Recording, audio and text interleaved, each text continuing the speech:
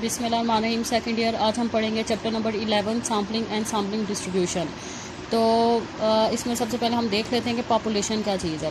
तो पॉपुलेशन ऐसा डाटा जिस पे आप इंटरेस्टेड होंगे, किस चीज़ पे आपने रिसर्च करनी है, ठीक है। तो जिस चीज़ पे आपने रिसर्च करनी हो, जिस चीज़ पे आप इंटरेस्टेड हों, तो उसका जो जितना भी डाटा होगा, जितनी भी तादाद होगी उस डाटा की, उसको आप क्या कहते हैं, पॉपुलेशन कहते हैं, ठीक है। अगर सपोज आप अपने कॉलेज पर रिसर्च करना चाहते हैं, तो अपने कॉलेज के स्टूडेंट्स के ऊपर रिसर्च करना चाहते हैं, तो आपके कॉलेज के जितने भी स्टूडेंट्स की स्ट्रेंथ है वो सारी क्या होगी, पॉपुलेशन, ठीक है। फिर पॉपुलेशन के अंदर से आप क्या सिलेक्ट करते हैं, सैंपल सेलेक्ट करते हैं। तो अगर आपने पूरे अपने कॉलेज की पॉपुलेशन ले ली, फिर आप अपने रिसर्च करना है कि आप अपने जो आपने सैंपल लिया सेकंड ईयर का आपने डाटा लेना है, ठीक है। क्योंकि पूरी पॉपुलेशन पर रिसर्च करना काफ़ी मुश्किल हो जाता है, ठीक है, क्योंकि पॉपुलेशन बहुत ज़्यादा उसमें आपके टोटल नंबर ऑफ ऑब्जर्वेशन होते हैं। लेकिन जो है फिर हम क्या करते हैं कि हम पॉपुलेशन के अंदर से सैंपल सेलेक्ट करते हैं, ठीक है। तो उसमें से अगर सपोज मैं कहूँ कि मैंने सेकंड ईयर पे से रिसर्च करनी है, तो सेकंड ईयर को हम क्या कहेंगे, सैंपल कहेंगे, ठीक है। तो पॉपुलेशन को हम किससे डिनोट करते हैं, कैपिटल एन से, और सैंपल को हम डिनोट करते हैं स्मॉल एन से। फिर हम आ जाते हैं फिनाइट पॉपुलेशन पे। तो फिनाइट पॉपुलेशन ऐसी पॉपुलेशन या ऐसा डाटा जिसकी आपको लिमिट पता हो, ठीक है, जिसकी आपको पॉपुलेशन की लिमिट पता हो, उसको हम क्या कहते हैं, फिनाइट पॉपुलेशन। जिस तरह आपके नंबर ऑफ चेयर्स कि आपके कॉलेज में नंबर ऑफ चेयर्स कितनी है, ठीक है, क्योंकि नंबर ऑफ चेयर्स जिसकी लिमिट आपको पता है, ठीक है। तो नंबर ऑफ चेयर्स जैसा हो गए, जिस तरह ह्यूमन पॉपुलेशन होगी, तो इस तरह के डाटा को हम क्या कहते हैं, फिनाइट पॉपुलेशन। फिर हम आ जाते हैं इनफिनाइट पॉपुलेशन पे। तो इनफिनाइट पॉपुलेशन ऐसी पॉपुलेशन होती है जिसकी में आपको नंबर ऑफ एलिमेंट्स या जिसकी आपको टोटल तादाद आपको पता नहीं होती, ठीक है, वो इनफिनाइट होती है उसकी। जिस तरह number of stars, number of hairs, ठीक है, जिस नंबर ऑफ स्टार्स आपको पता नहीं है कि स्काई में कितने नंबर ऑफ स्टार हैं, अनलिमिटेड है, इनफिनाइट है, ठीक है। तो ऐसे पॉपुलेशन को हम क्या कहते हैं, इनफिनाइट पॉपुलेशन। फिर हम आ जाते हैं टारगेट पॉपुलेशन। टारगेट पॉपुलेशन को हम कहते हैं कि अगर आपने पॉपुलेशन लिया तो आप किस चीज़ पे, खास स्पेसिफिक चीज़ पर रिसर्च करना चाहते हैं, ठीक है। तो पॉपुलेशन में जैसे आप हाइट पे रिसर्च करना चाहते हैं या स्टूडेंट की वेट पे रिसर्च करना चाहते हैं कि आपका टारगेट क्या है, कि आप किसकी डाटा की आप इंफॉर्मेशन कलेक्ट करना चाहते हैं। तो इस तरह की आपके पॉपुलेशन को आप क्या कहते हैं, टारगेट पॉपुलेशन। फिर हम आ जाते हैं सैंपल पॉपुलेशन।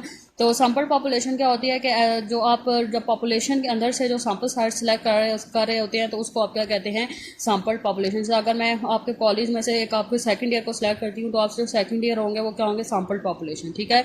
फिर सैंपल भी वही चीज़ है जब भी मैंने सैंपल पॉपुलेशन में आपको बताया। फिर हम आ जाते हैं पैरामीटर में। तो अब मैंने आपको ये जो जितनी भी डेफिनेशन बताई इंपॉर्टेंट है। Finite population, infinite population most important है, इसका डिफरेंशिएट आता है। टारगेट और सैंपल पॉपुलेशन मोस्ट इंपॉर्टेंट है, इसका भी डिफरेंशिएट पेपर में आता है, ठीक है। इसी तरह सैंपल और पॉपुलेशन का डिफरेंशिएट पेपर में आता है। सैम्पलिंग और इस चैप्टर नंबर 11 की जितनी भी थ्योरी है, डेफिनेशन, ये मोस्ट इंपॉर्टेंट है। इसमें लाजमी आपके पेपर में लाजमी इस चैप्टर में से कम 4-5 डेफिनेशन बन के आती है। तो इसकी डेफिनेशन आपने बेशक जो मैंने लिखवा है यहाँ से याद कर ले, समरी से याद कर ले, की बुक से याद कर ले, जहाँ से आपको इजी लगता है इसकी याद करनी। समरी इसकी लाजमी सारी याद करनी है, ठीक है, इस चैप्टर की भी, जरा चैप्टर नंबर 12 की भी, 13 की भी, ये चैप्टर नंबर 11, चैप्टर नंबर 10, 11, 12 और 13, ये जो है डेफिनेशन के लिहाज से मोस्ट इंपॉर्टेंट चैप्टर्स हैं। फिर हम आ जाते हैं पैरामीटर में। तो पैरामीटर क्या होते हैं, जो आपकी न्यूमेरिकल पॉपुलेशन की जो न्यूमेरिकल वैल्यू होती है उसको हम पैरामीटर कहते हैं। जिससे आपका जो म्यू और सिग्मा स्क्वायर है, इसको हम क्या कहते हैं, पैरामीटर। इसी तरह जब सैंपल की जो न्यूमेरिकल वैल्यू होती है, सैंपल की न्यूमेरिकल वैल्यू को हम क्या कहते हैं, स्टैटिस्टिक्स। जिससे आपका एक्स बार और एस स्क्वायर, ये क्या होते हैं, स्टैटिस्टिक्स। इसी तरह हम आ जाते हैं सैम्पलिंग फ्रैक्शन। जो आपकी सैम्पलिंग जो आपकी जो रेशियो होती है, small N divided by capital N, इस रेशियो को हम क्या कहते हैं, सैम्पलिंग फ्रैक्शन। सैम्पलिंग फ्रैक्शन से आप ये पता कर सकते हैं कि आपके पॉपुलेशन में सैंपल कितना परसेंट आपका उसमें सैंपल डाटा है, ठीक है। तो अब आपका जो इस रेशियो को आप क्या कहते हैं, सैम्पलिंग फ्रैक्शन, ठीक है। अगर आप सपोज आपका स्मॉल एन, आपका जो कैपिटल एन है, जो आपकी टोटल पॉपुलेशन 100 है, लेकिन उसमें से जो आपका सैंपल साइज है वो 10 है, ठीक है। तो आपने क्या किया, N divided by N multiply by 100 किया। स्मॉल एन 10 है, कैपिटल एन 100 है, मल्टीप्लाई बाय 100, तो 10%। इसका आपको ये पता चल गया कि टोटल आपकी 100 आपकी पॉपुलेशन से उसमें से 10% जो आपका डाटा है वो सैंपल डाटा है, ठीक है।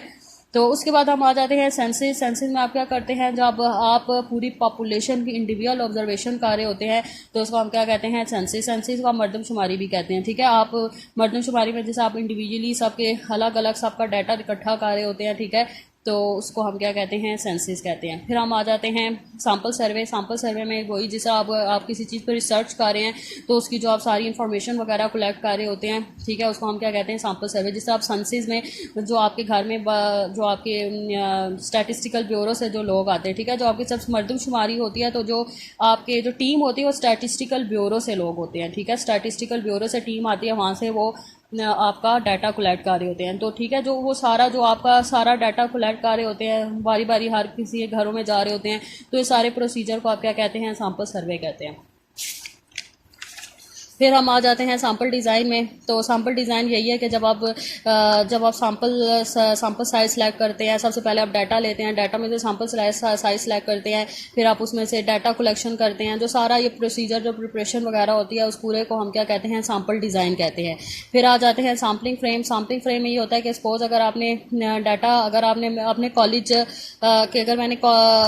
के अगर मैंने सपोज मुझे कॉलेजेस का डाटा चाहिए, कॉलेजेस के स्टूडेंट्स का डाटा चाहिए, तो मैं क्या करूँगी, पूरी एक लिस्ट बनाऊंगी। ठीक है, उस लिस्ट में तमाम स्टूडेंट्स के नाम लिखूंगी। ठीक है, तो जब आप एक किसी चीज़ पर रिसर्च करते हैं तो आप पूरी एक लिस्ट वगैरह बनाते हैं कि हमें इस चीज़ का डाटा चाहिए, इसको हमने रिसर्च करनी है, तो उसको हम क्या कहते हैं, सैम्पलिंग फ्रेम।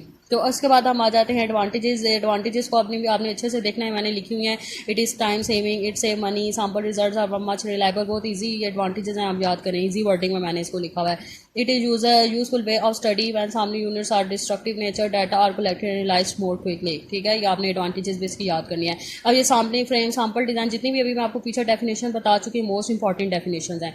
अब हम आ जाते हैं probability sampling. Probability and non probability sampling भी मोस्ट इंपॉर्टेंट डेफिनेशन है, इसका डिफरेंशिएट पेपर में आता है। इसमें प्रोबेबिलिटी सैम्पलिंग में वो क्या कहता है, जब आप सैम्पल साइज सेलेक्ट करते हैं तो उसमें आप सबको इक्वल चांस दे रहे होते हैं। ठीक है, तो जब आप तमाम डाटा को इक्वल चांस दे रहे होते हैं तो उस तरह की सैम्पलिंग को आप क्या कहते हैं, प्रोबेबिलिटी सैम्पलिंग कहते हैं।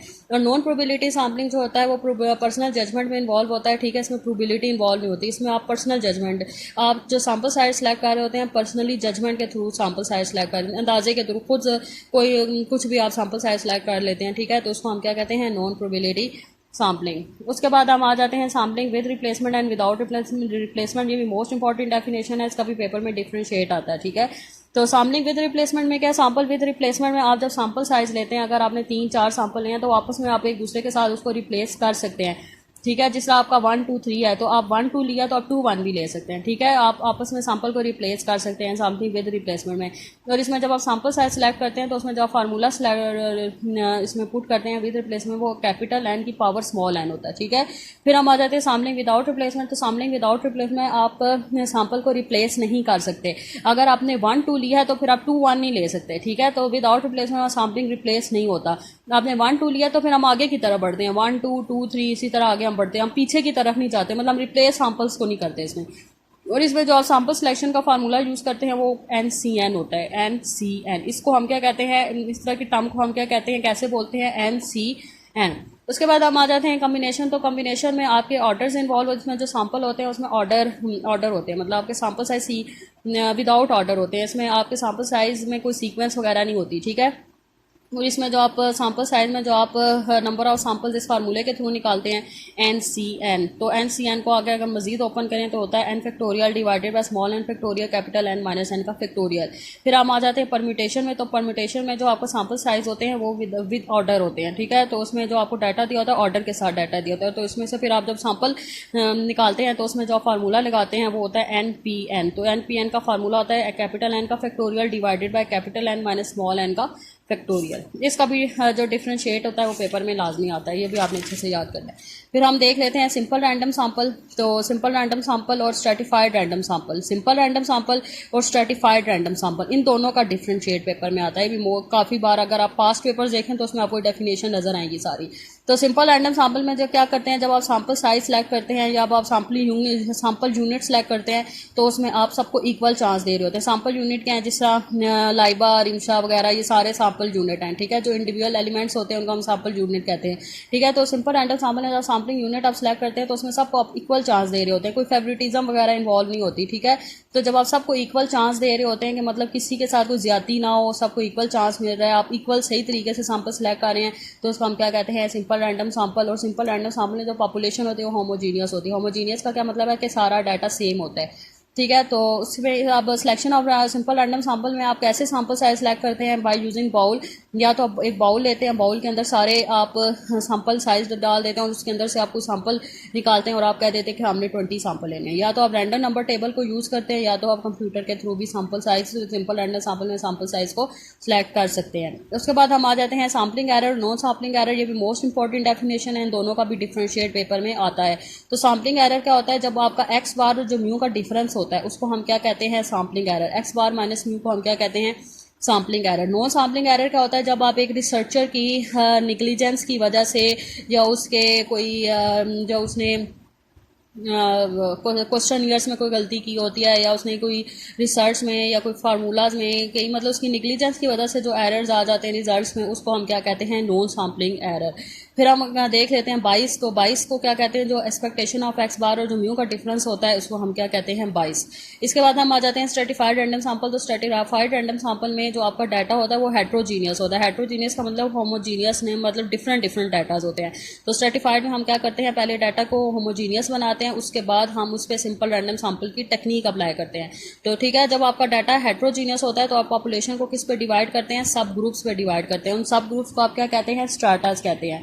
ठीक है। तो अगर सपोज अब मैंने अब कॉलेज में आपकी रिसर्च करनी है, अब मैंने देखा कि सारे तो अलग अलग डाटा है, एफए का अलग है, मतलब एफए का मुझे अलग टाइप का डाटा चाहिए, एफएससी। तो फिर मैं क्या करूंगी, आपको आपके कॉलेज में सारों को स्टेटस में कन्वर्ट कर दूंगी। ठीक है, ग्रुप्स में कन्वर्ट कर दूंगी। एफए का अलग ग्रुप बना दूंगी, एफएससी का अलग, बीए का अलग, बीएससी का अलग। तो मैंने आपको कॉलेज को किस में कन्वर्ट कर दिया, स्टेटस में कन्वर्ट कर दिया। ठीक है, मतलब पॉपुलेशन इज डिवाइडेड इंटू सब ग्रुप्स। आपकी कॉलेज की जो पॉपुलेशन थी वो सब ग्रुप्स में डिवाइड हो गया। तो इस तरह की टेक्निक जो सैम्पलिंग को हम क्या कहते हैं, सिंपल स्ट्रेटिफाइड रैंडम सैम्पलिंग। उसके बाद हम आ जाते हैं सैम्पलिंग डिस्ट्रीब्यूशन। जब आप सैम्पलिंग में प्रोबेबिलिटी डिस्ट्रीब्यूशन अप्लाई करते हैं तो उसको आप क्या कहते हैं, सैम्पलिंग डिस्ट्रीब्यूशन। ठीक है, तो सैम्पलिंग डिस्ट्रीब्यूशन में आप यूज़ करेंगे sampling distribution of x bar, sampling distribution of proportions वगैरह आप यूज़ करेंगे आगे फर्दर। ये आगे आप इनके न्यूमेरिकल्स करेंगे। ठीक है, तो इसमें जो आपने सैम्पलिंग डिस्ट्रीब्यूशन में आप डिस्ट्रीब्यूशन यूज़ करते हैं, binomial, normal distribution, T distribution, chi square distribution, ये डिस्ट्रीब्यूशन आप यूज़ करते हैं। उसके बाद हम आ जाते हैं स्टैंडर्ड एरर। तो स्टैंडर्ड एरर को आप रिप्रेजेंट करते हैं स्टैंडर्ड एरर एक्स बार या सिग्मा एक्स बार से, इसको डिनोट करते हैं। और ये स्टैंडर्ड एरर का फार्मूला है। Standard error sigma x bar is equal to sigma by under root N. Standard error को किससे हम डिनोट करते हैं, सिग्मा एक्स बार से। ठीक है, स्टैंडर्ड एरर की नोटेशन क्या होती है, सिग्मा एक्स बार। तो sigma x bar is equal to sigma by under root N. तो इसको हम क्या कहते हैं, स्टैंडर्ड एरर। इसी तरह अगर हम ये standard error of x bar है, ठीक है, ये फार्मूला किसका है, standard error of x bar. अगर हम स्टैंडर्ड एरर ऑफ प्रोपोर्शन की बात करें, स्टैंडर्ड एरर ऑफ प्रोपोर्शन, तो स्टैंडर्ड एरर ऑफ प्रोपोर्शन को हम किस तरह भी लिखेंगे, standard error of P hat, या इसको सिग्मा पी हेड लिखेंगे। तो स्टैंडर्ड एरर ऑफ प्रोपोर्शन किसके इक्वल होता है, under root P Q bye N. तो ये आपने जो फार्मूला देखा था standard error of x bar का फार्मूला ये वाला, और ये स्टैंडर्ड एरर ऑफ प्रोपोर्शन का फार्मूला है। ठीक है, तो अब आप आ जाएं sampling distribution of x bar. हमने फर्स्ट टॉपिक जो भी हमने पढ़ेंगे, हम पढ़ेंगे sampling distribution of x bar. Sampling distribution of x bar, इसके आप क्या करेंगे, न्यूमेरिकल्स करेंगे। तो सबसे पहले सैम्पलिंग डिस्ट्रीब्यूशन ऑफ एक्स बार, इसकी प्रॉपर्टीज हम देख लेते हैं। तो इसकी 3 प्रॉपर्टीज होती हैं। सबसे पहले ही आपने सारे प्रूव्स करने हैं क्वेश्चन में। ठीक है, अभी आप जस्ट इसको समझें, इनके फार्मूला याद करें, कल हम न्यूमेरिकल करेंगे तो आपको, ताकि ये इजीली और मजीद समझ आए। तो सबसे पहले आपने इसमें मीन निकालना होता है। इसको हाँ, एक्सपेक्टेशन ऑफ एक्स बार को हम क्या कहते हैं, सैम्पलिंग डिस्ट्रीब्यूशन। इसको हम क्या कहते हैं, इसको हम कहते हैं sampling distribution of mean, mu x bar. Expectation of x bar को हम म्यू एक्स बार भी कहते हैं। तो expectation of x bar, mu x bar को हम क्या कहते हैं, सैम्पलिंग डिस्ट्रीब्यूशन ऑफ मीन, और is equal to mu x bar किसके इक्वल होता है, म्यू के। ये आपका सैंपल मीन होता है और ये आपका क्या होता है, पॉपुलेशन मीन। तो आपने इसमें लेफ्ट हैंड साइड और राइट हैंड साइड को प्रूव करना है। ये फार्मूला विद रिप्लेसमेंट और विदाउट रिप्लेसमेंट दोनों के लिए होता है। फिर अगर हम वेरिएंस पे आ जाएं तो वेरिएंस ऑफ एक्स बार को हम क्या कहते हैं, sigma x bar square is equal to sigma square by n. ये आपका sampling distribution of mean of variance है। Variance of sampling distribution of mean है। इसको हम क्या कहते हैं, variance of sampling distribution of mean, और ये किसके इक्वल होता है, सिग्मा स्क्वायर बाय एन। ये पॉपुलेशन की टर्म है। ठीक है, ये विद रिप्लेसमेंट का फार्मूला है वेरियंस का, और ये विदाउट रिप्लेसमेंट का फार्मूला है। विद रिप्लेसमेंट में sigma x bar square equal होता है सिग्मा स्क्वायर बाय एन, और विदाउट रिप्लेसमेंट में इक्वल होता है sigma x bar square equal to sigma square by N, capital N minus N divided by capital N minus 1। Question में आपको given दिया होगा कि आपने विद रिप्लेसमेंट से करना है या विदाउट रिप्लेसमेंट से करना है। मीन तो दोनों के लिए, विद और विदाउट रिप्लेसमेंट के लिए सेम होता है, लेकिन अगर आपको विद रिप्लेसमेंट दिया हो तो वेरियंस का ये फार्मूला लगाना है, तो अगर विदाउट रिप्लेसमेंट दिया हो तो आपने वेरियंस का ये फार्मूला लगाना है। इस टर्म को capital N minus N divided by capital N minus 1 को हम एफ पी सी कहते हैं, फिनाइट पॉपुलेशन करेक्शन कहते हैं। उसके बाद तीसरी प्रॉपर्टी है standard error of x bar. तो standard error of x bar को हम सिग्मा एक्स बार भी कहते हैं और ये इक्वल होता है sigma by under root N. अगर विद रिप्लेसमेंट होगा तो standard error of x bar का ये फार्मूला लगेगा, अगर विदाउट रिप्लेसमेंट होगा तो फिर आपका ये फार्मूला लिखेगा। ठीक है, अब इसके आगे हम न्यूमेरिकल्स करेंगे। आपने आज इन सारे फार्मूलाज को अच्छे से याद करना है, ठीक है, ताकि आपको इनके न्यूमेरिकल्स, मीन का फार्मूला, वेरियंस विद और विदाउट रिप्लेसमेंट का फार्मूला, स्टैंडर्ड एरर विद और विदाउट रिप्लेसमेंट का फार्मूला, ठीक है, ये आपने अच्छे से याद करना है। तो अब जो आपने ये फार्मूला याद करने और सारी थ्योरी अच्छे से याद करनी है, उसको अपने रजिस्टर में उतार कर मुझे चेक करवाएं और ये सारी डेफिनेशन आपने अच्छे से याद करनी है। मोस्ट इंपॉर्टेंट डेफिनेशन, अगर आपको समझ नहीं आती तो फिर आप मुझसे पूछ लें। अल्लाह हाफिज़।